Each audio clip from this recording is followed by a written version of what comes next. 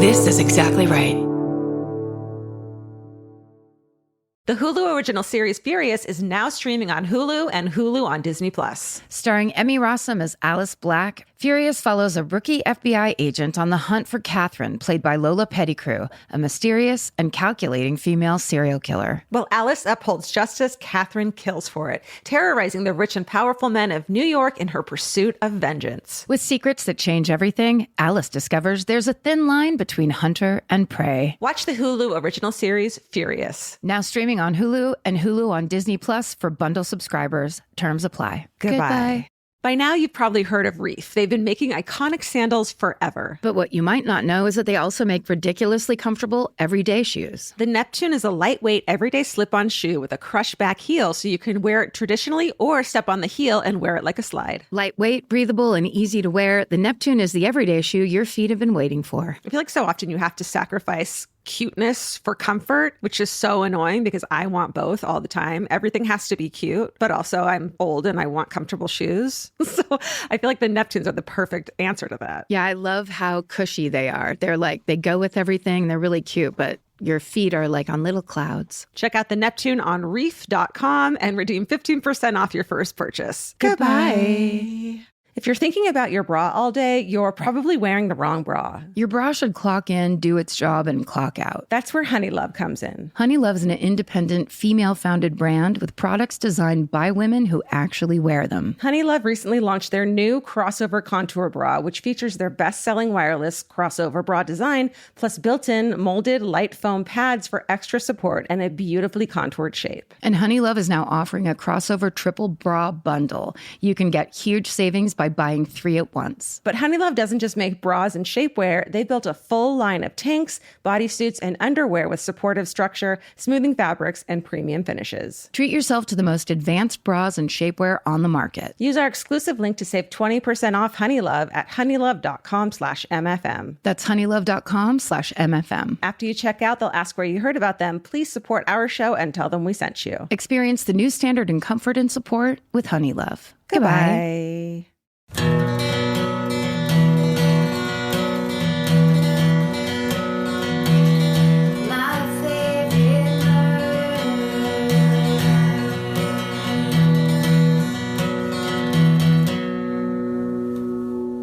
Hello. And welcome to My Favorite Murder. That is Georgia Hardstark. And that's Karen Kilgariff. Now you know our voices. And our names. Apparently you didn't know that either. Well, yeah, the names were the first thing we said, but the voices said the names. Yeah. And it's so confusing. I've been sent clips to like approve things, and I don't know who's talking. There's no way. It's disturbing. I was like, who's who? I don't know what's going on. That makes me feel good, because as someone who hates their voice completely, and as you with like a butter voice, you know, like everyone loves your voice, sounds like butter. Like, wait, where are you getting that? And why are you so mad when you're saying it? Those are my 2 questions for you. No, you just have a good announcer voice. So the fact that you... So do you. Well, now I know. And I'm so flattered. Here's the proof. No one ever knows who's talking. And it happened to me. Yes. It's crazy. I was just like, well, that's funny, but... Who said that? I can tell. I can completely tell. Maybe it's just that I'm so fucking self-aware that I just know who's saying what. Well, because you do have to review it in your head several times throughout the rest of your life. Constantly. If it came out and it's public. Yeah. Which, real quick, this is a public podcast. Excuse me. Wait. Yeah, no, there's so many. What? Even to this day, there's so many people What listening. is happening? It's a little wild. It is wild. Hey, guys. Don't make me aware of it, please. Hi. What if I do this voice, Elizabeth Holmes? I'm Georgia. This is me. I'm Georgia. I'm Elizabeth Holmes. And that's Elizabeth Holmes. And we're just hanging out, talking about the things that interest us. What's going on? For me, what's going on is the reality that the world and media is presenting to me is simultaneously frightening and a joke. Yeah. So it's hard to figure out the level of fright that I need to be feeling because I'm like, what are you talking about? It seems very like something's glitching at the at the top of the fucking level. Something's glitching. I will say this. I really wish, I don't think I knew the person or followed them, because every once in a while I sneak back onto Twitter just to see what the people are saying and what's going on. And somebody said the funniest thing of all right now would be if the Democrats tried to pass the Donald Trump Memorial Gun Safety Act and the Republicans voted against it. We can't do that. Yeah. I get it. That's funny. Just let's start making some real moves here that say, do we want a democracy and law and order? Is that what we would like to continue here? Because I think we take it for granted. Yeah. And like not even continue it well. We're acknowledging that everything is fucked. It's bad. It's always bad. Politicians suck 100%. But it's about something more like it's deeper right now. It's deeper on the level of gay furries hacking the Heritage Foundation and exposing that they are actually funded by China. Right. That's not, I didn't make it up. That's literally what they found in the hack. Yeah. Yeah. So that kind of thing where we're going, oh my God, it's the Handmaid's Tale. Yeah. These people are, and then you're just like, oh, this isn't some sort of let's reform America for America by America. Yeah. That's not what's happening. No, it's frightening. Hey, speaking of 2016, did you guys know that we're now posting our original, like, beginning of My Favorite Murder episodes with commentary from today? That's right. It's called Rewind with Karen and Georgia. And we just go over the first, we're just basically starting again and going over how this thing started and how we've gotten to the point we're at now. And what we've learned along the way and case updates. So the second episode of that came out yesterday. So you can listen to the first and second episode of Rewind. It's going to be in your MFM feed. So please make sure you subscribe. And we're going to just put those out once a week as a bonus episode. Yeah. You know? To give back and to also say, hey, look at 2016 was a pretty landmark year in a lot of different ways. Yeah. And here we are 8 years later. What have we learned? What have we learned? And where are we going? And what are we going to do about it? Yeah. Oh, Jesus Christ. $10,000 donation to the... Go ahead. ACLU. Great. Okay, but here's how I'm going to turn it around for you right now. Last week I did the Halifax explosion story. And what I love when this happens, people have written in with their own information about it. So this is from Instagram. Someone named Jackie McDou, MacDou. Just listening to the Halifax explosion episode, my husband's grandfather was in medical school. You know, I'm going to mispronounce whatever this is, at Dalhousie University or Dalhousie. When it happened, he was fairly near the end of med school, and his class was told, okay, you're all now doctors and graduated. Everyone tend to all of the injured. So he went on to become a surgeon, practiced for many years here in Cape Breton. His name was Dr. Raymond Ross. So his end to med school was basically explosion. Congratulations, you're now a doctor. They're basically like, the day is cut short. Go help these people. Go be a doctor. You're doctors now. Go be a Holy doctor. shit. Which is incredible. Yeah. Thank you, Jackie McDou, for sending that in. And there's one other one. It just says, this is an MFM email. The subject line is Halifax explosions extras from a Haligonian or a Haligonian, not sure. And then in parentheses, it says important, a must read and nice, I promise. That is hilarious. It says, hi, I love you. We love you. The Halifax explosion is a very important story to us. So you'll probably get a few emails about this, but I promise this is the best and nicest one.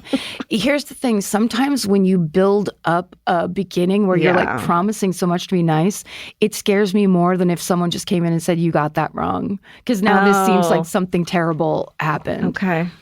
Oh, and this person says, hi, I was one of the many people who wrote suggesting this story to you. Just a few extra pieces of info, not corrections, but additions I know you will appreciate. Yeah, okay, well, great. what was that big fucking beginning for? 1, hero Vince Coleman. Vince Coleman is the train dispatcher who stayed behind to make sure his warning got through to stop a train coming into the city with 300 people aboard. That's right. There's a heritage moment dedicated to him, and in parentheses it says, an extremely Canadian piece of media that you can find on YouTube. And it says, his last message was, quote, hold up the train, ammunition ship afire in harbor, making for Pier 6 and will explode. Guess this will be my last message. Goodbye, boys. Wow. End quote. I'm absolutely going to watch that heritage moment. Oh my God. Okay. And then it says, the Mi'kmaq village of Turtle Grove was completely obliterated and never rebuilt. Kathy Martin of Millbrook First Nation returns to the shores of Turtle Grove every December 6th to call out the names of her ancestors. Fuck. Their spirits are here. The more we say their names, the better they can rest and know that we haven't forgotten them. So just an entire village of First Nation people were obliterated all at once. Then 3, Trinidad-born Dr. Clement Ligore, Nova Scotia's first Black doctor, was denied privileges in the city's medical facilities because of his race. So he opened a private hospital. After the explosion, he worked day and night to treat the wounded. His private hospital became a dressing station for people who were refused from overcrowded hospitals and didn't have life-threatening injuries. Wow. Amazing. That makes me think of the Nick. Yeah. Which is, I mean, I wonder if it was that character was slightly based on Dr. Clement Ligore. Okay. And then last one is USA Connection. Help arrived from all over, including Boston. Every year, Nova Scotia sends a Christmas tree to Boston in thanks. It's a high honor to have a tree on your property selected. There's a big ceremony before it's loaded onto a truck and driven to Boston. There's a committee who selects potential trees and monitors their growth over the years. Love to you all. No name. No name? No name for that whole thing. Oh my God, you deserve a name for that email. I mean, wow. What great, info. Yeah. Great color. So good. Thank you so much. Thank you, No Name. Thank you, No Name. All right. Should we get into our network highlights? Let's do it. We have a podcast network. It's called Exactly Right Media. Here are some highlights. So the first and foremost highlight, which we already talked about, is that Rewind with Karen and Georgia episode 2 came out yesterday. In it, we are facing our ultimate fears and revisiting the second episode from January 22nd, 2016. Obviously, we had commentary. There are great case updates. There's a lot to talk about in all those old episodes. So go and listen and rate and review and subscribe, And we're going to put those up every Wednesday as a bonus episode. And it's becoming fun. I think we were both terrified in the beginning of it, but it's now become fun to reminisce. So that's great. Yeah. I love the case updates. I do too. Also, this is so exciting. I love her so much. Comedian Rachel Dratch. You know her from SNL. Lots of other things. She is on I Said No Gifts this week, talking to Bridger. That's so fucking exciting. Such a good booking. And then Karen mentioned the book Raw Dog, The Naked Truth About Hot Dogs on last week's episode. And this week, the book's author, Jamie Loftus, what do you know? Hey. She joins Tess, Babs, and Brandy on Lady to Lady. That is as if we planned it. Obviously, we didn't, though. No one in our audience would ever think we planned No, we didn't. A week ahead? No, we need months of planning, please. And if you need a respite from the real news of the world, Tess Barker, who is from Lady to Lady, is on Bananas this week with Kurt and Scotty. And you guys, please stay hydrated. It's so important. If you go to the MFM store, you can grab a Murderino or SSDGM water bottle and carry it with you, and keep yourself hydrated. It's very important. It's so hot in Burbank that when I went out to my car, because indoors I need a sweater because there's a lot of air conditioning. This is the way in LA. I walked out to my car and got my sweater on my car. And then the walk back was so slow. Yeah. Because I was like, I don't know. And I just looked like a turtle coming back across that parking lot. Burbank is a special hell during summer. It is specifically asphalty, brand new laid asphalt for some reason. So it's always kind of squishy and it always smells. You're always inhaling those fumes of melting asphalt. Well, and we got the airport. So we got those fumes too. But it's great. I know it feels like maybe it's because it's over the hill. So maybe we're in, it is. Are we in a basin? Valley. It's the valley. Valley. It's a valley. It is literally. Some call it a basin. Valley. I call it the valley. Oh, the valley. This episode is supported by FX's The Shards, a seductive drama from executive producer Ryan Murphy. Set in 1980s Los Angeles, the series follows a group of glamorous, deeply entangled high school seniors drawn into a life of wealth, beauty, parties, and excess. At its center is Brett, whose reality begins to unravel when the arrival of a new student coincides with a series of mysterious murders. FX's The Shards, now streaming on Hulu. Goodbye.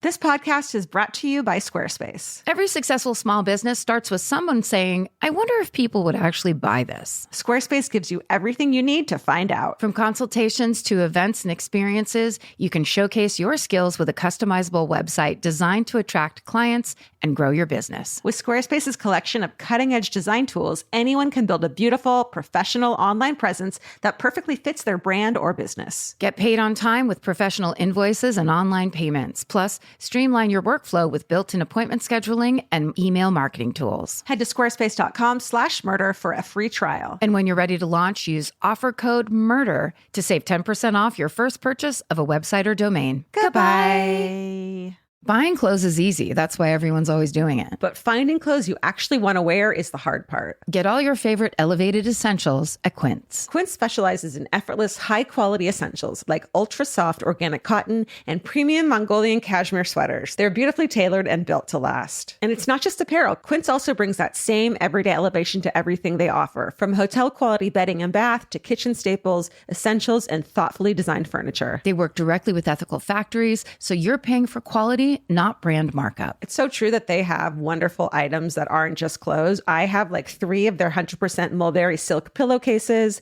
I've bought throws from there. I've bought bedding from there. And it is just as great quality as their clothes and super affordable. Upgrade your everyday. Download the Quince app for app-exclusive offers or go to quince.com/MFM. Get free shipping on your order and 365-day returns. Now available in Canada and the UK too. QUINCE.com/MFM. Goodbye. All right. Well, you're first, I guess. I'm first this week? I think so. All right. Then let me tell you a story. And it's a story that takes place in California in the middle of the 19th century, just before California became a state. Do you know what year California became a state? Whew. I'm going to say that's going to be embarrassing. We might have to edit it out if I'm really, really wrong. Okay. Can I go 1824? You're not really, really wrong.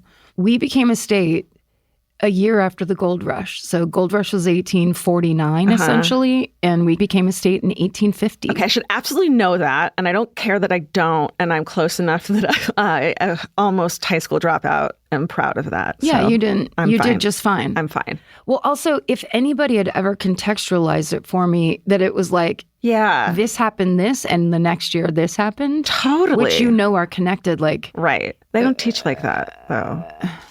Whatever.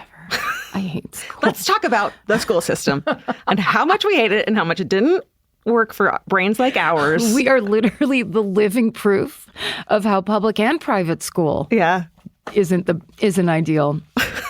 We'll handle all that later when democracy is restored. Let's get this worry out of the way first, and then Karen and I will address the public school system. And until we do, I'm going to tell you a story about the gold rush. Oh, really? Okay. It's about the gold rush, which I love. Okay, I know you do. So 1848, a carpenter named James W. Marshall is building a sawmill up in Sutter's Mill, kind of up above Sacramento, and he strikes gold and he changes California forever. So when word gets out that there's gold in the Mar Hills, gold fever ensues, a mass migration of hopeful prospectors who eventually start getting called the 49ers because of the year. Hey. Right? So James Marshall discovers it in 1848, right? The next year is when everyone starts coming. Love it. So the 49ers start heading west. As they pour into California, once tiny, rugged towns explode in population basically overnight. Yeah. So, for example, and I had no idea about this, and I was born in San Francisco, but in 1848, San Francisco's population was around 1,000 people. Oh, my God. By the end of 1849, a year later, it had jumped to 25,000 people. That's a big jump. And continued rising exponentially after that, obviously. Sure. Countless pioneers from across the country brave the extremely dangerous journey to California, dreaming of striking it rich, only to, of course, come up empty-handed like some of them do. Mm-hmm. If you haven't seen Deadwood, it doesn't take place. It's not set in California, but I'm positive some of those kind of like, there's a whole gold mining story. I need to get like a medium heavy cold soon. So I can really get into Deadwood, because I've never gotten past like the first 2 episodes. Yes. But I need to be like stuck on a couch. Yes, because your ear has to adjust to the talking. Right. And at the beginning. Oh, right. It's very. Lingo. Yeah. And it kind of is like, it's almost like being at a play. Oh, okay. So if you give it the grace period, it pays off so beautifully. I'm sure. And I kind of like love that it's like Boardwalk Empire. I wish I could start that from the beginning. Yes. And never have seen it again. Yeah. So I'm kind of saving this Deadwood like as that. Till you can clear the whole TV room and like. What, break an ankle? I mean, I don't want to. I'm not dying to, but like, Yeah. That'll do it. Yeah. Because there's so many stories about like, you could be the smartest prospector. Yeah. You could be the strongest prospector or whatever, but you just don't know. It's just a bunch of randos all at the same river trying to get rich. You just explained podcasting in 2016. You literally just explained how we got where we are right now. Bitch. Hey. There's the fucking gold in them speakers or whatever, microphones. That's right. Okay, so obviously, and this is also in Deadwood, but none of that takes place in California, but there are the people who watch the gold rush and then they go, oh, there's a fortune to be made catering to these people who are out sitting at the river all day. See, that's the smart move, I think. Yes. I don't want to fucking look for gold. I want to make fucking corn dogs for the people looking. You want to take the gold nuggets out of their hands and give them corn dogs, which they value more than gold. That's right. At the end of those days, right. Because they're out in the middle of the hills of Sacramento and they can't get their hands on anything. Yeah. So obviously a whole cohort of people come in and they set up in all of these tiny mining camps in the middle of nowhere. Yeah. They all immediately have a saloon, a general store, and a boarding house. Sure. So they're providing the 49ers with everything they need, from shovels to shelter to food and entertainment. So this story is about 2 people who did that, and they did it so well that they struck their own sort of mother lode, amassing a ton of wealth, rising to the status of legendary San Franciscans, like many of the Kilgariffs. They were originally known for their rags to riches story of lawlessness, luxury, and love. They will become infamous for the murder that tears them apart. Bay Area journalist Gary Camilla writes that their story is a, quote, tragic, only in San Francisco love story, one involving a beautiful young sex worker, her rakish gambler consort, and the largest vigilante movement in U.S. history. Damn. Today I'm going to tell you the story of the notorious Belle Cora and her high roller husband, Charles. Belle Cora. Yeah. Yeah. So the main sources that Marin used in the research today were the book They Saw the Elephant, Women in the California Gold Rush by Joanne Levy. Hell yeah. Which I absolutely want to read. A History.com write-up on the California Gold Rush, and several articles by journalist Gary Camilla. He is a well-known journalist from San Francisco. And he writes a ton about historical San Francisco, but he also has a Substack. So if historical San Francisco or really anything like that interests you, go to garycamilla.substack.com and you can read all his writing. And the rest of our sources are in the show notes. So I'll tell you about Belle Cora's early life first. She's born Belle Ryan sometime in the 1820s in Baltimore, Maryland. We don't know much about her childhood, except that she is said to have been raised in a stable and loving Irish Catholic home. Hey, like you. Seems unlikely. I'm just saying. Do those things go together? 1820s, stable, loving Irish Catholic home. They beat the odds, and congratulations. They beat their children. They beat the shit out of everyone that came through the front door, and then they went to church together. And then they said the rosary for 7 hours. That's stability in 1920s Irish Catholicism. Yes, that's true. Because there would definitely be a lot of carbs on the table at the end of the day. Sure. And Everything in the front room would look really nice. Okay. So I guess yeah, that's stability. To the untrained eye. Yeah. You got to keep your eye peeled for the fakery. Okay, so there's two versions of how Belle spent her teenage years. The most popular one is that in the late 1840s, when she's around 17, she falls for an older man and she gets pregnant out of wedlock. And when she tells the old guy that she's going to have the baby, he dumps her. Of course, we don't know his name. So she doesn't know what to do. She runs away to New Orleans to raise the child alone because the sin of being unmarried and pregnant would bring shame to her and her family. So the embarrassment is the priority there in that loving, stable home. Anyway, she runs away to New Orleans, and then tragically, when she has the baby dies shortly after childbirth. So now she's alone, grieving, short on cash, and trying to stay above water in a brand new city. So to make ends meet, she starts doing sex work. That's the first version. There's a much simpler second version of the story. Belle, who is usually described as a beautiful brunette with hazel eyes and a voluptuous figure, quote, voluptuous figure, there was no romance with an older man. She never had a baby that passed away. Instead, she gets into sex work because it sounds more exciting and lucrative than anything else available to women at the time. Bet. I mean, can't they both be true? Yeah. Either way, we know that Belle becomes a very popular sex worker in New Orleans. And then around the time she's 22 years old, she meets and falls in love with a 33-year-old man named Charles Cora. They don't get married, but she does take his last name and starts going by Belle Cora. So here's what we know about Charles Cora. He's an immigrant from Genoa, Italy, who makes his fortune playing a card game called Faro at all the gambling halls along the Mississippi River. I am picturing... Who you got? Well, it's like Oscar Isaac type. Wow, yes, wow. Okay. Wow. So like that guy in a light pink three-piece suit. Come on. And a like pocket watch. Oh, like a bowler hat? Yeah. What is it called? A professional card player. A chain wallet. On the Mississippi. Oh, not a chain wallet. That's Orange County in the 90s. I'm talking about a chain watch. That's ska. You're talking about a pocket watch. Not ska from back then. I'm talking about, he doesn't have like spiky, bleached hair or whatever. No. I think she landed a Hawkeye. Sure. That's what it sounds like to me. And he makes a living as a Faro card player. Okay. So real quick, I'm just going to explain the most simplified version of Faro. Okay. It doesn't really matter, but it was as popular at the time as poker.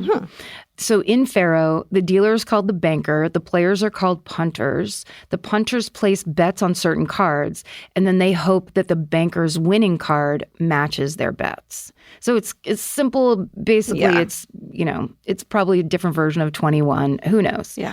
It's called Faro because there's a picture of an Egyptian pharaoh printed on some of the earliest decks. It started in France, in 18th century France, but it's spelled Faro.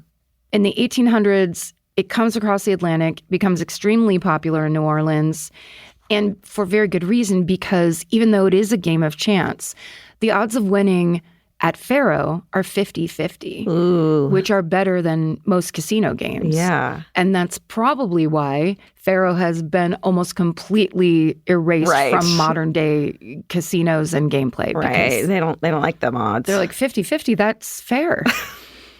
Gambling is Charles Cora's full-time profession. Nice. He's very good at it. He makes a collective $85,000 playing this game in one 6-month period alone. Which in today's... Okay, I knew this was coming. Yeah. 85,000 in 6 months in 40-ish is 315,000. 3.5 million. Holy shit. He is rich. Real good at it. He's doing good. Damn. Yes. After that winning streak, the Mississippi River casinos ban Charles Cora. Sure they do. And really any place that hosts Faro. So in the late 1840s, Belle and Charles moved to the Wild West. Writer Joanne Levy notes, quote, For men like Charles and women like Belle, news of California's gold discovery conjured a feverish vision of raw wealth waiting to be spent on pleasure and amusement.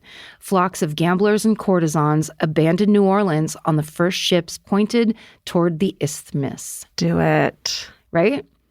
And it's just so funny to me. We all know how I feel about Sacramento, the good and the bad. But that's where everyone's going. It's just like there at the How About Arden Shopping Center. That's where they're going. But they have that Sbarro that everyone goes. Do you think they had that yet? Did they go to my TGI Fridays, I wonder?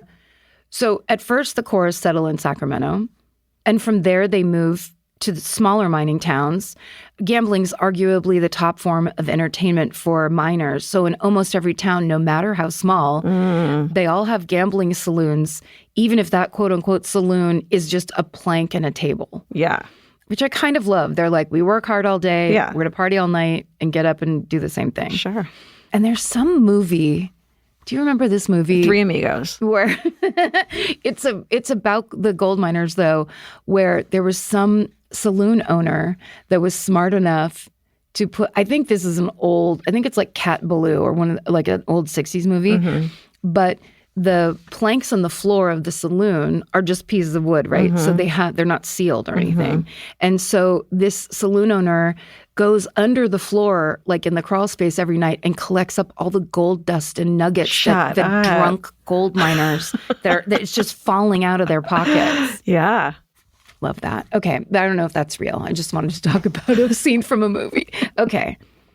So while Belle continues making money as a sex worker, Charles finds new opportunities to play cards. A 49er, he was himself a 49er named Edward McElhaney, writes, quote, I remember seeing a bet of $10,000 made at poker by Charles Cora. He won his bet. His wife or mistress, I do not know which, was a pretty woman and seemed very much devoted to him, as I have seen her with him in the city. $10,000, that $10,000 he won. Okay, I'm going to do it right this time. Okay. So what was it? It's going to be 700,000. 400,000. Damn it. It seems lower. Yeah. When I was doing that same guessing game, even though I'm looking straight at the number. So in one of these little mining towns that they go to, it's actually Marysville, Charles and Belle open their own gambling parlor / brothel. It's called New World. This is an illegal operation through and through under both Mexican law, which was the rule we were all under at the time, because this was Mexico. And then also when California officially becomes a state in 1850. But many of these communities have no justice system set up. Specifically, towns where a police force or a court system do exist, they don't really have a lot of sway. Yeah. See the film Tombstone. We've all, we know. Vigilante groups are the ones who take up the slack and actually make sure that the people that they believe should be prosecuted or should be ultimately hung or hanged. Yeah. That's what that is all about. So despite the laws on the books, sex work and gambling specifically are openly tolerated, if not completely celebrated in these mining communities. So the Cora's business model is appreciated as the one-stop entertainment shop that it becomes for all the miners. New World has a bartender slinging drinks, a full range of games, including faro, poker, dice, and roulette, all at separate tables, not just one little plank. And Charles often serves as the dealer, although Belle will step in for him when necessary. But Belle's main responsibility is enticing passersby into the New World with her charm and her beauty. Journalist Chris Enns paints a picture of the saloon's interior. He says, quote, "The New World was an ornate saloon. An elaborate bar lined an entire wall, and brass mountings accentuated the gleaming countertops. Imposing mirrors clung to all sides of the enormous entryway, and paintings of nude women relaxed in beauty prostrate loomed over the patrons from the walls above. Men scrambled for a place at the tables. Their gold dust and gold nuggets had been exchanged for the chips they tossed onto the green felt, bets for the lucky cards in their hands." So the New World was extremely lucrative for the Coras, especially for Belle, who is now a madam running her own brothel. Yeah. So in 1851, a man named Edward Ely crosses paths with the Coras and writes, quote, There's a house here owned by a young woman from New Orleans who has succeeded in bringing this retired spot about a dozen girls. And although she has not yet been in the place 1 year, she must be worth $100,000. And, we don't know if that's just an estimation that one guy said, but do you want to know how much $100,000 would be? Yeah. $4 million. Damn, girl. So they've done it. They've cracked the code. Yeah. Despite their success, the Coras are always looking for new ways to expand their fortune. So in the early 1850s, they leave New World behind and move down to San Francisco, where gambling culture has hit a fever pitch. Again, this is journalist Gary Kamiya. He writes, quote, "Once the gold rush began, trying to stop gambling would have been like trying to dam Niagara Falls. It wasn't surprising that the 49ers gambled like crazy.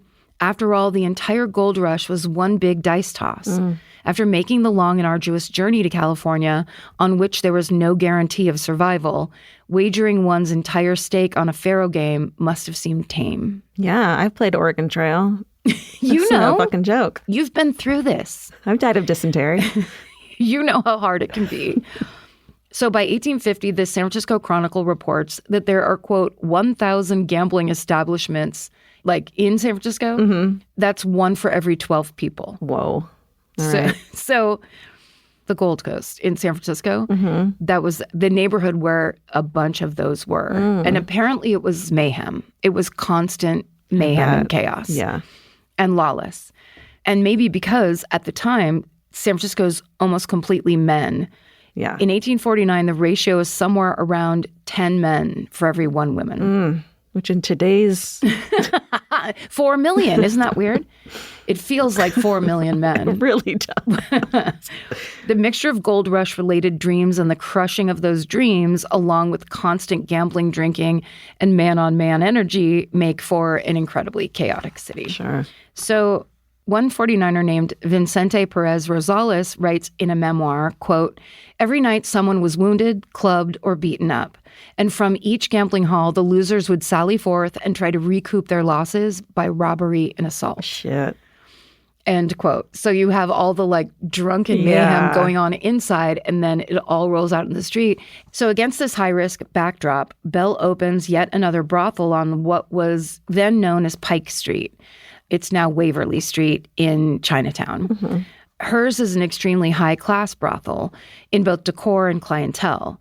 Describing a party Belle hosted, a local newspaper, The Alta, reported, quote, "The lady of the establishment has sent the most polite invitations on the finest and most beautifully embossed notepaper to all the principal gentlemen of the city, including collector of the port, mayor, aldermen, judges of the county, and members of the legislature. A splendid band of music is in attendance. Away over the Turkey or Brussels carpet whirls the politicians with some sparkling beauty, and the judge joins in and enjoys the dance in company with the beautiful but lost beings whom tomorrow he may send to the house of correction." Whoa. Yeah. So it's all the big boys went there. Yeah. Meanwhile, Charles Cora continues playing poker and faro in San Francisco and anywhere else the gambling circuit takes him. So almost immediately, the Coras are a part of the city's upper crust, and it's mostly because of Belle. According to writer John Bessenecker, Belle's brothel becomes, quote, "the most successful of the more than 100 brothels in town." Wow. Though plain on the outside, its interior was replete with fancy furnishings and even fancier courtesans, end quote. But San Francisco is actually changing, and the lawlessness that's part and parcel in the day-to-day of the Wild West is starting to transform into something more formalized. So as the mania of the gold rush comes to an end, the attitude around all the illegal business it brings in is beginning to shift. And by 1854, there's new laws on the books that aim to outlaw sex work and gambling. It doesn't put an end to these activities overnight, but it's clear that openness or willingness to turn a blind eye is waning. So all that considered, Belle and Charles' biggest troubles begin sometime around the fall of 1855. One evening, the couple decides to throw a big party to pull in more clientele, but it just so happens to be on the same night of a party being hosted by U.S. Marshal William Richardson and his wife. And his wife is always identified as Mrs. Richardson everywhere. So here's an account written in 1855. It says, quote, Mrs. Richardson and her husband were unhappy with the lack of male attendance at their event. When they learned that their invited guests chose to go to Belle's place, the marshal and his wife were furious. Then on the night of November 15th, 1855, Belle and Charles decide they're going to go to the theater. After sitting down in their premium seats, they start getting recognized by the other audience members, and the audience members start heckling the Coras. Specifically, Belle is the target of their jeers, of course. No surprise there. And worse, the Richardsons are seated directly in front of them. Oh, dear. So at first, Mrs. Richardson thinks that everybody in the audience is laughing and yelling at her. Oh, God. She tells William to make them stop. But then they realize that they're sitting in front of the sex worker gambler duo who ruined their party. So in addition to having an axe to grind, the Richardsons are disgusted by Belle and Charles' lifestyles, and they don't want anything to do with them. This absolutely should be the next, like the Gilded Age. Yeah. This is I can picture the characters. Because this, like, they all did have to go along and get along, and then that turn is so good where it's like, oh, you don't not like me because you think I'm a bad person. Yeah. You don't like me because your husband comes to my establishment and does all kinds of crazy shit. Right. Mrs. Richardson. Yeah. If that's your real name. What if she was born and her parents named her Mrs.? Yeah. Just be like, eyes on the prize, baby. So William Richardson asks them to leave the theater. And the Coras say, you can go fuck yourself. Go fuck yourself. U.S. Marshal. The Richardsons call over a manager and they say to the man, they pull a full Karen. Come on. Say, kick these guys out of the theater. Manager's like, no. Yeah. They're paying customers and I'm also going over there later. So then the Richardsons are furious and they storm out. Sure. Over the next couple days, a very hot-headed William Richardson, who also simultaneously has the reputation of being a violent drunk, decides he's going to track down Charles Cora himself. So he spends a day looking in saloon after saloon around San Francisco. Dude. I've done that too. Stop in, have a couple of cocktails. Yeah. He finally bumps into Charles Cora just randomly on the street. Okay. But then when the two men talk, and this pulls in my Oscar Isaac theory, they talk and patch things up. Yeah. So Charles Cora, this is based on nothing but me interpreting context clues, is slick as shit. Yeah. Your wants and needs as well. Yeah. Yeah. He knows how to tell you what you want to hear. Yeah. And they're like besties. Cool. So they even go grab a drink together. Great. Let's keep the party going. Love it. That afternoon will end on the corner of Clay and Leidesdorff streets with Charles Cora shooting William Richardson dead. Charles is the shooter. Charles is the shooter. That's not what I expected. He actually claims self-defense. Okay. Basically was like, he was going to shoot me. I had to shoot him. Yeah. No one knows what's true. We don't know what's true. No.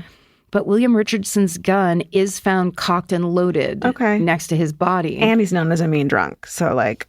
And he's already a U.S. Marshal, so anything could have happened. Yeah. And anything is possible. Yeah. I have no idea.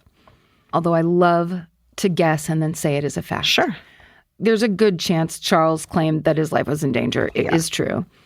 Either way, Charles Cora is arrested for murder and he goes to trial. So this once untouchable raconteur's fate is now at risk because of this very specific time in San Francisco history. So according to writer R.K. DeArmond, quote, shootings and stabbings were common occurrences in the city, and had this murder been committed a few months earlier, Cora might have escaped punishment on the ancient claim of self-defense. But violence had reached such proportions in the city that residents were calling for reorganization of the Vigilance Committee that had been so effective against the criminal element in 1851. In that year, vigilantes had executed or banished from the city many miscreants, and now 5 years later, they felt another no-nonsense cleansing was called for. Uh-oh. So That's where vigilantism comes from, is like that's in the towns where there was nothing set up. The people would just all get together and be like, let's get in a big group and decide how we feel. It's and like a neighborhood watch. Yeah. But hardcore. Yeah. So Belle is devastated by her boyfriend's arrest, and she does everything she can to help him. She sends fresh linens and home-cooked meals to the jailhouse every single night. And she also identifies the best defense lawyer in San Francisco, a person named E.D. Baker, and she pays him in advance of $15,000 to defend Charles, which is worth over... Hold on. It's over 100,000, 150,000. 600,000. God damn it. I knew that. Over $500,000. Holy shit. And just in case, Belle also attempts to bribe a witness to make sure that he is exonerated. Don't do that. That will eventually come to light, but her investment in such a great lawyer pays off because ultimately she is never charged for that crime. Meanwhile, when the trial starts, the jury hangs on every word that E.D. Baker says. He captivates the courtroom with his speeches about the Cora's relationship, humanizing Charles for the jury, and he describes their love as, quote, not sanctioned by the rights of the church, but a tie which angels might not blush to approve. Oh. End quote. So he's a real silver tongue, this guy. So the jury comes back with a hung verdict. So Charles, who is now, of course, a pariah, has to go back to jail to wait for a retrial. Meanwhile, E.D. Baker's involvement in the case actually comes back to bite him in the ass. According to Joanne Levy, quote, polite society shunned him afterwards, and due to threats on his life, he eventually fled from the city. Damn. Yeah. So San Francisco's Committee of Vigilance does get back together, and they decide that they're going to handle Charles's retrial. So according to their rules, a person can be convicted if there's majority consensus among the vigilantes. And the committee finds Charles guilty, and they order him to be hanged.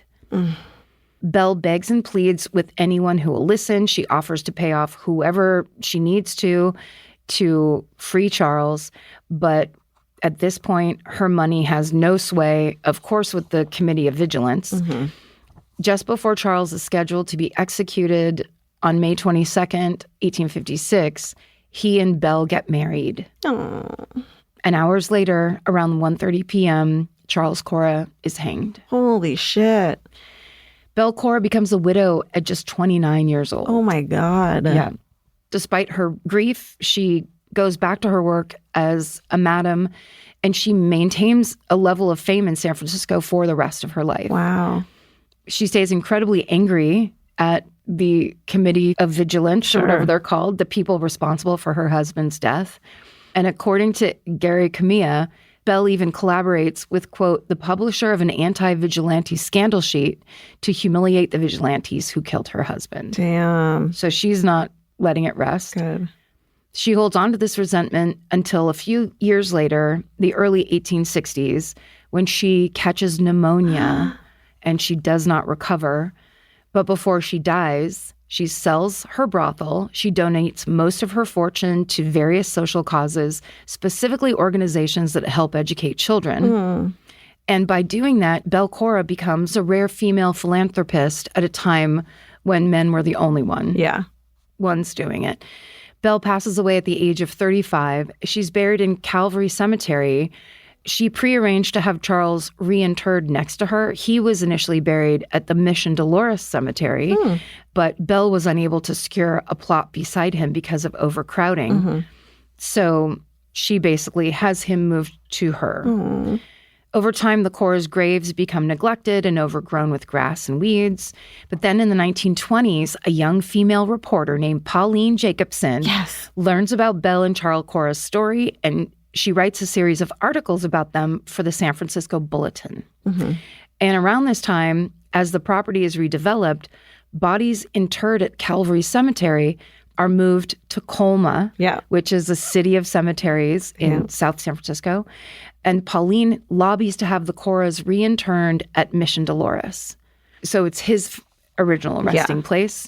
And this ends up being their final resting spot. The couple is still buried there to this day. Wow. And that is the story of the notorious gold rush era super rich mega millionaires, Belle and Charles Cora. Oh my God. How tragic. Isn't she beautiful? I fucking drew that. It looks like I drew it. It does look like you drew that. And also here's a drawing of Charles. No, that's not what you described. No. I mean, look, I love it. I love a strong brow. But this doesn't look like Oscar Isaac at all. Doesn't. Wow, that's such a heartbreaking tale. I had never heard of that. I love the shape of the story, which is like, hey, get your bag, make your money, figure it out.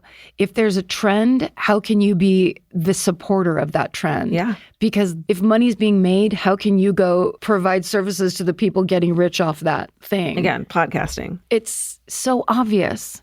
Clearly. This episode is supported by FX's The Shards, a seductive drama from executive producer Ryan Murphy. Set in 1980s Los Angeles, the series follows a group of glamorous, deeply entangled high school seniors drawn into a life of wealth, beauty, parties, and excess. At its center is Brett, whose reality begins to unravel when the arrival of a new student coincides with a series of mysterious murders. FX's The Shards, now streaming on Hulu. Goodbye. The right piece of furniture can completely change your room. And your life. It's amazing what one good couch can do for morale. And that's why there's Article. Article makes it effortless to create a stylish, long-lasting home at an unbeatable price. They take great care in curating their collection, focusing on pieces that stand the test of time. There's no filler. Every item is chosen for its craftsmanship, design, and lasting value. And with Article's 30-day satisfaction guarantee, you can shop with confidence, knowing that if you're not completely in love with your new furniture, you can easily return it. I recently needed to replace my old outdoor dining room table and chairs, so of course I went straight to Article. They have the Sarik outdoor dining set. I got it in khaki green. It's such a cute, like minty green. It looks so good in my backyard. I can't wait to have alfresco dinners all summer. You know, we can carve pumpkins on it in fall. It's so beautiful. Article knocked it out of the park once again. Article's offering our listeners $50 off your first purchase of $100 or more. To claim, visit article.com/murder, and the discount will be automatically applied at checkout. That's article.com/murder for $50 off your first purchase of $100 or more. Goodbye. Summer's for adventures, road trips, and adding a whole lot of miles to your car. That's why it's worth stopping at Valvoline Instant Oil Change first. If you need an oil change, make the smart stop at Valvoline Instant Oil Change before you hit the highway. Their trained techs can help you get road trip ready with an oil change and an 18-point maintenance check included with every oil change, checking your tire pressure, wipers, lights, and more. That means they're checking important things before you're halfway to your aunt's house with no cell service. And these aren't just any techs. Valvoline Instant Oil Change techs complete over 270 hours of training, so your car's in capable hands. The best part, you can stay in your car and you're in and out in about 15 minutes. So before your next long summer ride, pull into Valvoline Instant Oil Change. Valvoline Instant Oil Change. Change wisely. Goodbye. All right, great job. Thank you. So my story actually is old-timey also. Oh.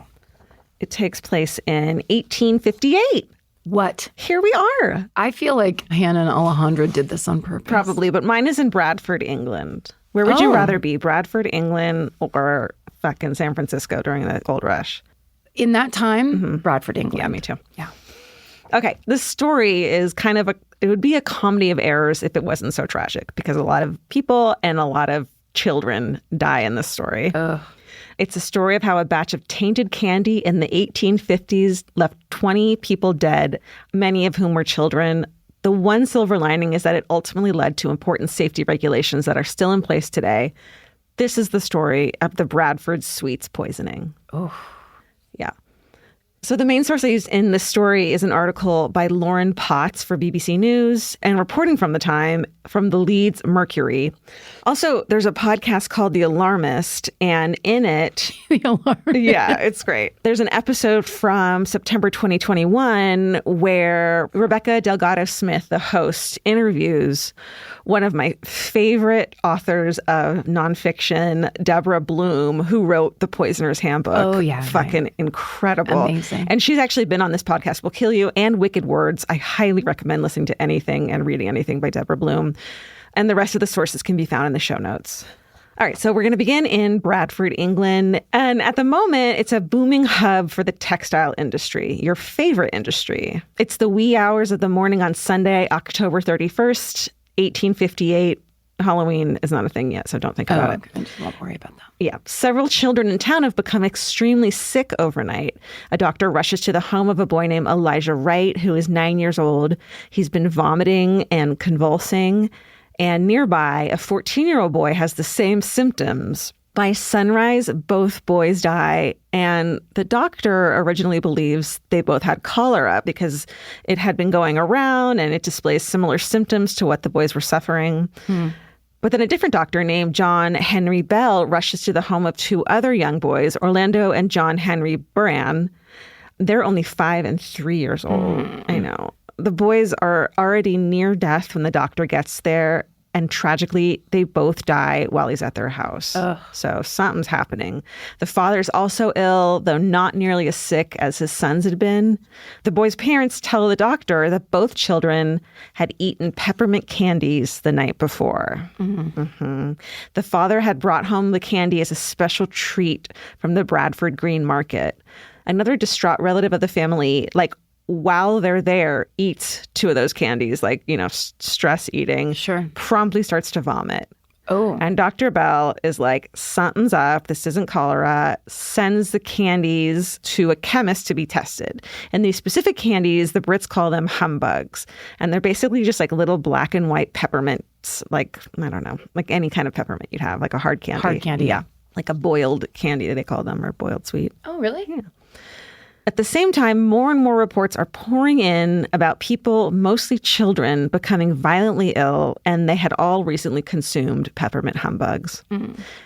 And specifically, they'd all eaten peppermint humbugs that were purchased at the Green Market the day before Saturday, October 30th. And there's only one person who sells candy at the Saturday Green Market, and his name is William Hardiker, but most people affectionately refer to him as Humbug Billy. So picture a farmer's market, bustling, there's a candy stall, and Humbug Billy is your guy. Everyone knows him probably. Yeah. A police detective named William Burniston, there's a lot of people named William in this story. They love to name people William in the 1800s. They really do. It was a passion. So Burniston gets to Humbug Billy's house Sunday evening and finds him in his bed. He's violently ill, the candy seller. Oh. He had eaten half a candy the night before, started throwing up, and had to hire a horse-drawn carriage to bring him home. So he had tried one of the candies, started getting violently ill, didn't put it together that it was from the candy, and went home. When the detective tells him that many others are sick too, Humbug Billy is immediately frantic. He says that he sold about 5 pounds of peppermint candies the day before, which is about 1,000 of the little candies. So it's a fuck ton of these candies. It can't be something that everyone hates, like black licorice. It has to be something that everyone loves. It's such a bummer. The Bradford police constable immediately summons the town crier to march through the streets, ringing his bell, straight up old school. Yes. And is like, y'all, don't fucking eat these candies. We need that today. Yeah. Town crier, for sure. To be like, ding-a-ling-a-ling, get off the internet. I was going to say it's called the internet, but no, we don't want that. No. We want an alternative. We need a real life person to say get off the internet. As the word spreads, volunteers join in the cause. They run from pub to pub because that's where everyone is, warning everyone inside about the bad batch of candy. The police constable also has a special flyer printed, hung up on every wall in town, and also brought to surrounding towns because a lot of people come from smaller villages on a Saturday to go to the greengrocer. Nightmare. Just like a nightmare of distribution. Yeah. Humbug Billy tells the police that he doesn't make the candy himself, so he's just the seller. He buys it from a confectioner who's the candy maker named Joseph Neal. So the detective leaves Humbug Billy and moves on to find this candy maker. He's trying to find, obviously, the root of this poisoning. When Detective Burniston gets to Joseph Neal's house, the candy maker, Joseph says that he made the peppermint humbugs the way he always does. The recipe includes sugar and peppermint oil, but something that's super normal at the time because sugar is so expensive and hard to get is you just fucking cut it with some shit. It's like cocaine. It's the same thing. Same idea. Yeah, or like anything we eat today that's cut with stuff to make it cheaper. Right. Because sugar, I guess Deborah Bloom in the Alarmist episode says that it's like $70 a pound. Oh. And people are not, don't have a lot of money at the time. So Joseph Neal cuts the candies with a filler substance that's called Daft. And Daft is any kind of white powder that confectioners use to replace some of the costly sugar in their products. Joseph typically uses what he calls Terra Alba as his Daft, but it's the same thing as plaster of Paris.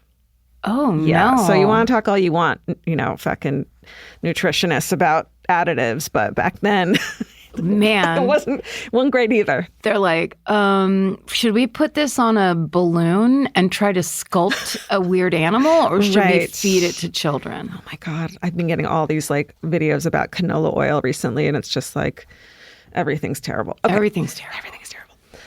But it is unappealing, obviously, but it's generally harmless, supposedly. And it's a totally acceptable common practice among candy makers, especially now during the Industrial Revolution, having to make these big batches. And at the moment, it's all completely unregulated as well, because the Industrial Revolution is kind of a new thing, and people are used to growing and selling their own stuff. So the fact that like someone else is making it and you're selling it is kind of rare, and it's not regulated yet. Yeah. So the week before, Joseph had sent an employee named James Appleton to a druggist to buy 12 pounds of Daft. So a druggist is basically a pharmacist. And so the druggist, or the pharmacist, named Charles Hodgson, he was sick in bed when the confectioner went to buy the fucking plaster of Paris from the chemist. Is it making sense? Mm-hmm. So the only person in the shop was his young apprentice, a teenage boy, happened to be named William as well, William Goddard. And so this teenager, William Goddard, was just like an untrained kid who was like covering the desk because Charles Hodgson was sick, you know, not someone who had any idea what he was doing. So James comes to the shop asking for 12 pounds of Daft. William doesn't know what that is or where to look for it. He runs over to his boss's bedside, asks him where he keeps the Daft. Charles, the chemist, was like, it's the white powder in the barrel, in the room, in the corner, blah, blah, blah, explains to him where the Daft is. Oh, God. Guess what? Rat poison? Well, William goes to the barrel that he thinks his boss is referring to and scoops out 12 pounds of white powder, which he thinks is Daft, and which he sells to James. But it turns out that white powder is arsenic. Oh, God. Just a classic fucking arsenic. Just a straight up poison. Just 12 fucking pounds of arsenic. James then mixes all 12 pounds of what he thinks is Daft with 40 pounds of sugar and 4 pounds of gum to make the peppermint candies. And while he and his employees are making the candies, they actually all begin to feel ill, and the candies come out a strange color, darker than usual. Like, there's so many points in this for this to have not happened. Yeah. But people didn't really pay attention. Joseph Neal, the candy seller, he samples a bit of the candy because he's like, this is the wrong color. He starts to get sick, but he thinks it's maybe he's seasick or something. He doesn't equate it with the weirdly colored candy. And because the candy's a weird color, he haggles them for a discount. That's as far as it fucking goes. Yeah. And thinking of like their big investment, which is the bought sugar that they've already used. Right. It's kind of, they're not thinking worst case scenario. They're thinking, how do we keep this going? Yeah. Which is, And it's kind of one of those things too that we talk about in scams where it's like, we need this now. So people don't stop to think about consequences or likely answers. Also, and not to, a mistake's a mistake. And that's just the truth, where it's clearly no one had any ill intention. Right. But could we keep the arsenic in the hallway?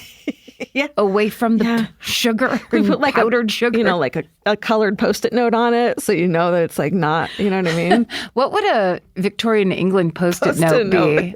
I don't know. It'd be like a cloth diaper or something. Can we pin a cloth diaper to it? A dirty diaper you find in the street. And they're just like, that's our way of saying, So we please know. be careful. Yeah, this is the shit, we know. And to hear Deborah Bloom of the Poisoner's Handbook talk about arsenic, which is, quote, her favorite poisoning, is a joy. She's amazing.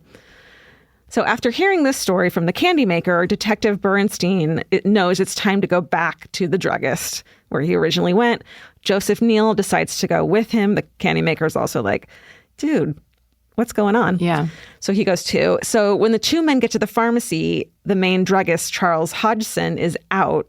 But he's not sick anymore. He's just not at the shop at the time. But the teen apprentice, William, is there. The detective asks William if he's recently sold 12 pounds of Daft. And William's like, yeah, totally. And the detective asks if he can see the Daft. William brings him up to the area. He opens the cask and Joseph Neal, the candy maker, sticks his finger in the powder. I mean, it's like a detective novel right now. Yeah. And because of experience, knows immediately it's not Daft. There's no label. But at that point in time, the druggist gets back to the shop and realizes that the white powder is arsenic. Mm-hmm.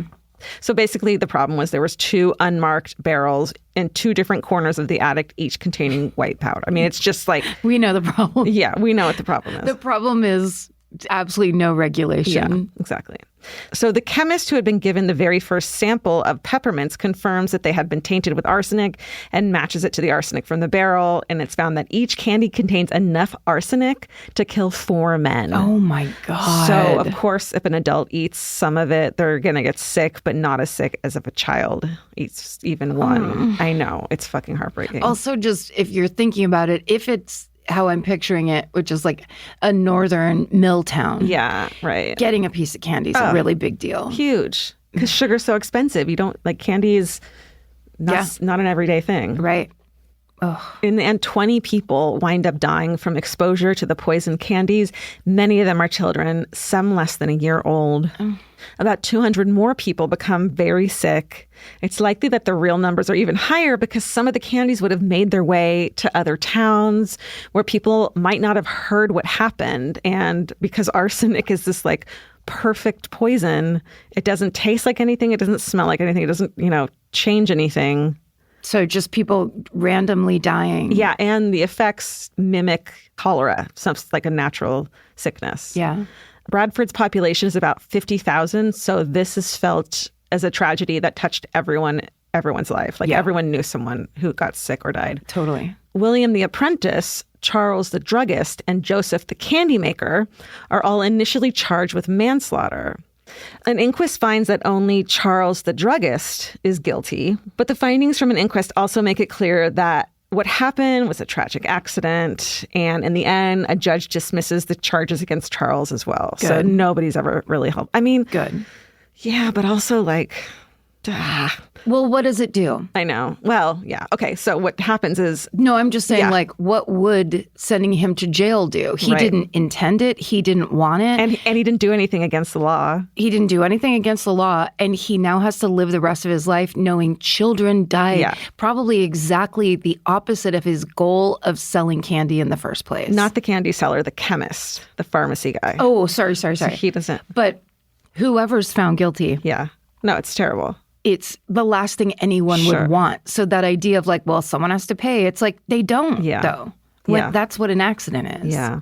Well, actually, Humbug Billy, the candy seller, he survives the poisoning that he got, but he's paralyzed for the rest of his life. Oh. Like, arsenic is no fucking joke. Yeah. Rules about adulterating foods with other substances, so like Daft with sugar, won't come on the scene for a long time, but this event leads directly to Parliament passing the Pharmacy Act of 1868. So like almost 10 years after the poisoning, but still it was directly related to this poisoning. Right. And this law requires that poisons can only be sold in particular bottles made from colored, textured glass, and that poisons must be labeled. And it also requires sellers to keep a record of the names of the people who buy them, like so they can see who's responsible for that arsenic. And that's awesome. But the U.S. doesn't implement that rule for another like 50 years. So why would we? Wild West. And that is the tragic story of the Bradford Sweets Poisoning. Wow. The idea, I feel like the stories that we do, I absolutely try to make up really quick in my head what this could possibly be. Mm-hmm. The idea that it's like a poisoning that was purely accidental. And all the people with hands on that like moved the poison along the process were innocent of knowing what was happening. Yeah. Horrifying. But they all got sick, the candy makers, like needed one person to go, hold up. Let's take a look at this, you know? I mean, but was it a time where everyone was always sick? Yeah. Was it that time where like feeling ill was like, too bad, go back to your factory job? Right. Like, And speaking up on the line is like gonna get you fired immediately. sucks. I know. Horrible. Yeah. Yeah. Well, very interesting. Right. All right. Well, should we pick this up at the very end by finding... Wait 1 second. You know what we should do? We have a surprise here. Oh, yeah.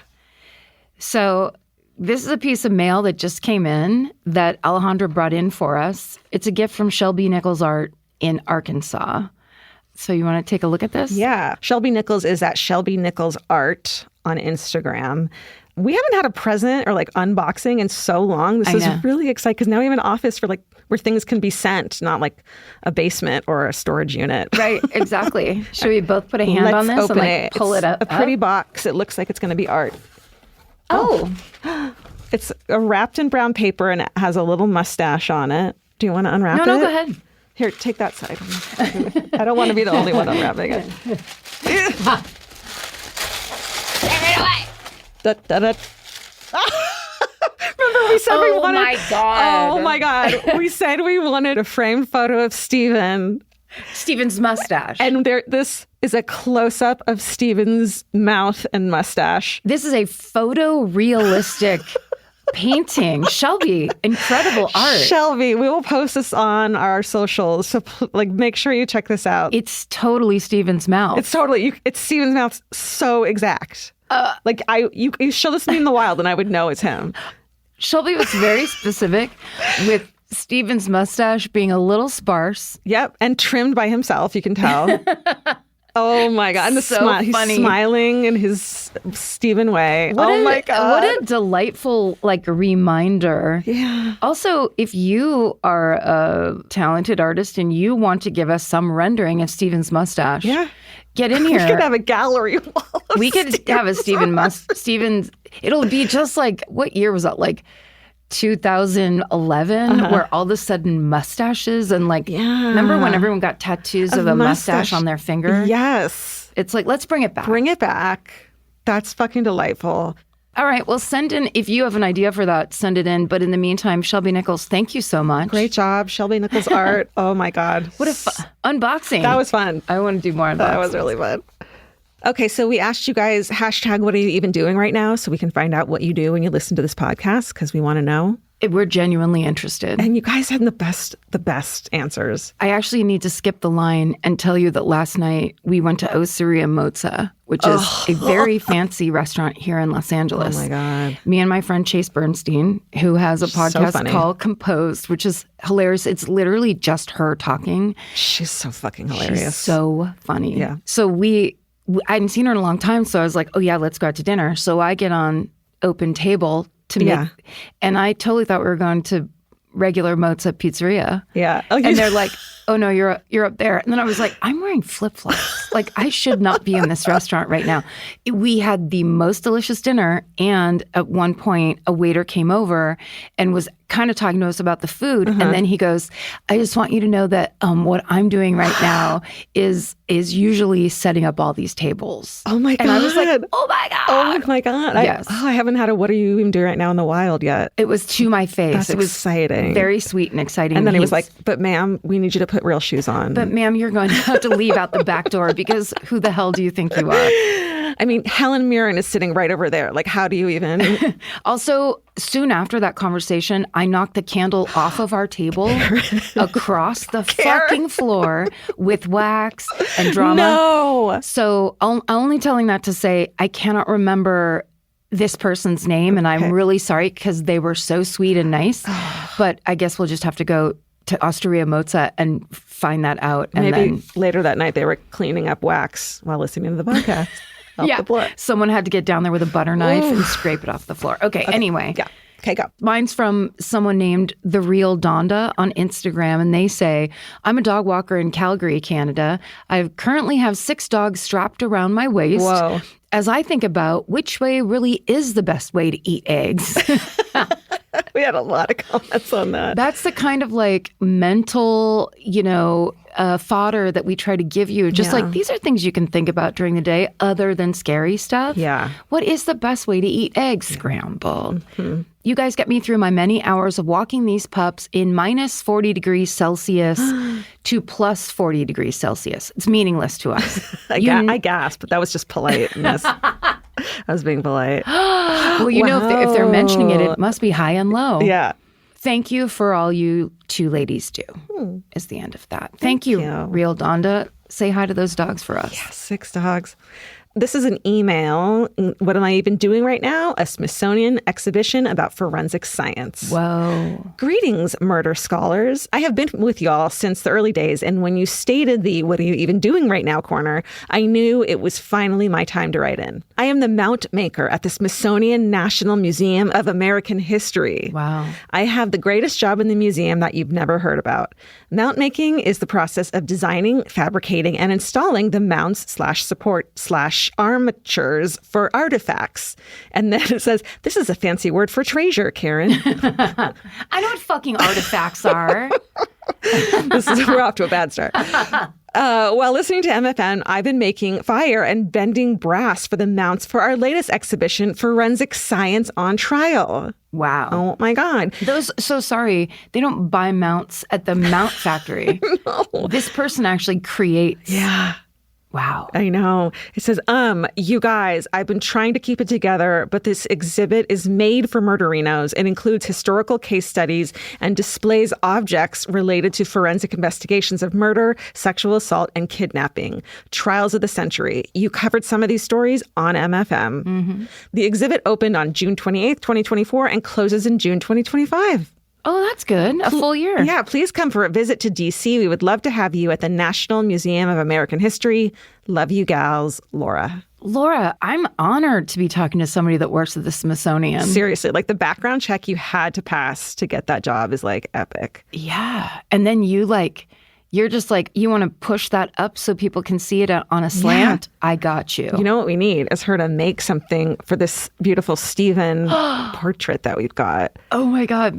Yeah. Laura, when you're not busy, because I'm sure you have a lot of free time at the Smithsonian. There's not that much going on. No. We want you to fabricate a frame for Stephen's mustache painting. What if Laura does that and then sends us the bill along with it? Where she's like, no problem. My services would be roughly around $11,000. Well, the podcast is over. Hey, this episode is over. It is. Thanks for listening, you guys. You guys, please figure out your favorite type of eggs. Please look around and go outside and find other humans and engage with humans and make plans in humanity and don't let the internet scare you. Yeah, or go to a museum, a history museum, and remember that time isn't linear. It's all circling around the drain. Oh, no, wait. Yeah, just go to a museum. Go to a museum, and then while you're there, find some women, some like-minded women, and start planning. Yeah. Stay sexy. And don't get murdered. Goodbye. Elvis, do you want a cookie?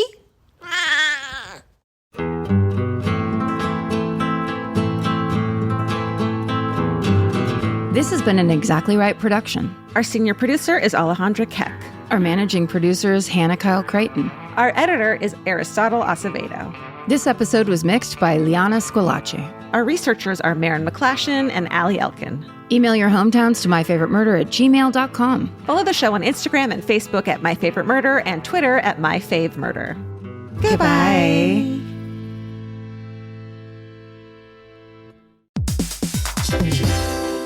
Hey everybody, here's the thing about other home security systems. They're all designed for after the window breaks, after someone's inside, after you get the notification, after the police come. SimpliSafe is the first system designed for before, stopping a break-in before it even begins. That's right. Unlike traditional security systems that only alert you after a break-in is already underway, SimpliSafe is designed to help prevent the crime before it starts. Their cameras can detect suspicious activity at the perimeter and alert live U.S.-based agents. Then SimpliSafe's agents assess the threat Intervene, speak through the camera to scare off the intruders, and call for 911 dispatch. That's right, and Simply Safe has been protecting your world for 20 years, everybody. So celebrate their anniversary and save 60% on your new Simply Safe system at simplysafe.com/stuff. That's 60% off, you guys, at simplysafe.com/stuff. Plus, when you order, write in our show name and the How Did You Hear About Us survey to let them know that we sent you. Don't forget, there's no safe like Simply Safe. Hello, beautiful. I'm Amy Errett, founder of Madison Reed, a hair color company I named after my daughter. I started Madison Reed because I believed women deserve better. Better ingredients, better results, and the freedom to color on your terms. Color at home with our permanent hair color kit in less time and for less than a typical salon. It's a salon in a box for rich, dimensional color and 100% gray coverage. Try our 10-minute root touch-up kit for a permanent root refresh, or our hair and brow mascara to cover stray grays on the go. Or visit one of our 95 hair color bars nationwide to let our licensed pros color your hair for you. Join the more than 5 million women who have switched to our award-winning color. Visit madison-reed.com and use code PODCAST20 for 20% off your first order or service. Confident, bold, unstoppable. That's the power of Madison Reed. The kids are back in school. Now it's your turn to head back to the beach. During Cheap Caribbean's Back to Beach sale, save $200 site-wide on vacation packages of 4 nights or more with code 200BEACH. Trade school drop-offs for beach walks, lunch boxes for beach bars, and your daily routine for adults-only relaxation. Use code 200BEACH and get more beach for less money. Book your beach vacay today at cheapcaribbean.com. Goodbye. Hey.